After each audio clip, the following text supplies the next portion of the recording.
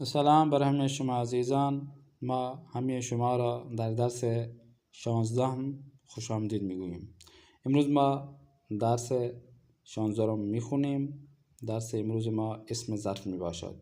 اسم ظرف کا ہم بیان پڑھیں کہ اسم ظرف کی تعریف یہ ہے کہ اسم ظرف وہ ہے اسم ہے جو کسی کام کی جگہ یا وقت کو بتائے، کسی کام کی جگہ کو بتائے یا وقت کو بتائے۔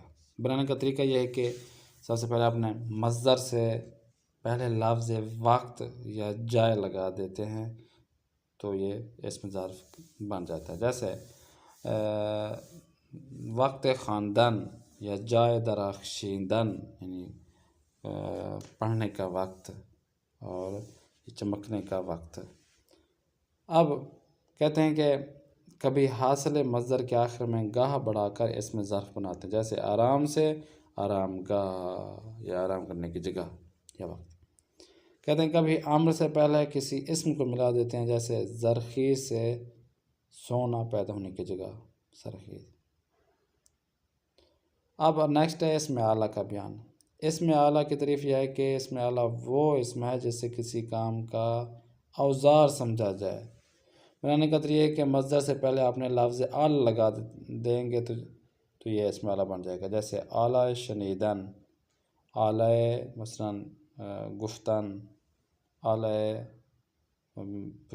مثلاً کوئی اور نشیدن لگا دیں تو یہ اعلیٰ جس پہ آپ لگائیں گے تو وہ اسم اعلیٰ بن جائے گا۔ کہتے ہیں کبھی امر کے پہلے کسی اسم کو زیادہ کر کے اسم اعلیٰ بناتے ہیں، جیسے زرکوب یعنی سونے کوٹنے کا آلہ۔ اب آخر میں حاصل مصدر کا بیان۔ کہتے ہیں حاصل مصدر یا مصدر وہ ہے جو مصدر کا نتیجہ بتائے، جیسے پروردن سے پرورش، ٹھیک ہے نا، پلائی، اس کے بنانے کا بھی کوئی خاص قاعدہ مقرر نہیں ہوتا، لہذا ہر مصدر کے ساتھ اسے لکھ دیا جاتا ہے۔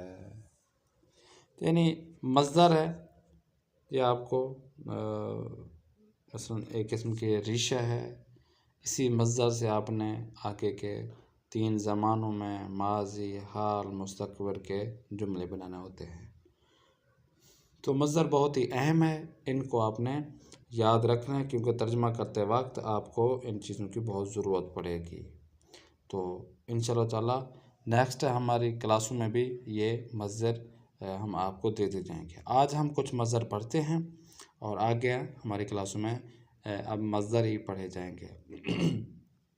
ایک مصدر ہے، اس کو باقی تمام جو ہم نے پڑھے ہیں مضارع، امر، اسم فاعل، سمائک، اسم مفعول، حاصل مصدر، طریق، تو یہ سارے اس میں آپ کو بتائے جا رہے ہوتے ہیں۔ ہم نے فقط آپ کو مصدر بتانا ہے، باقی آپ نے خود ہی ان کو دیکھنا ہے۔ ویڈیو سے ابھی آپ دیکھ سکتے ہیں کیونکہ اتنی وقت نہیں ہوتا اور ہم نے زیادہ سے زیادہ آپ کو مصدر بتانے ہوتے ہیں۔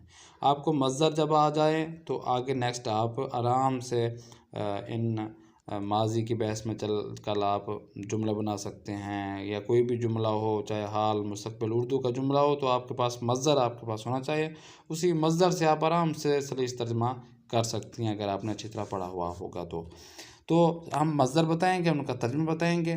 نیکسٹ آپ نے خود ہی یہ حال، مستقبل، ماضی اور جو بھی چیزیں ہم پڑھ چکے ہیں پیچھے آپ بنا سکتے ہیں۔ سب سے پہلے ہے آختن تلوار کھینچنا، راستن سوارنا، آرامیدن آرام کرنا، آرمیدن آرام کرنا۔ آرامیدن یعنی آرام دینے کے معنی میں، آرمیدن یعنی آرام کرنے کے معنی میں۔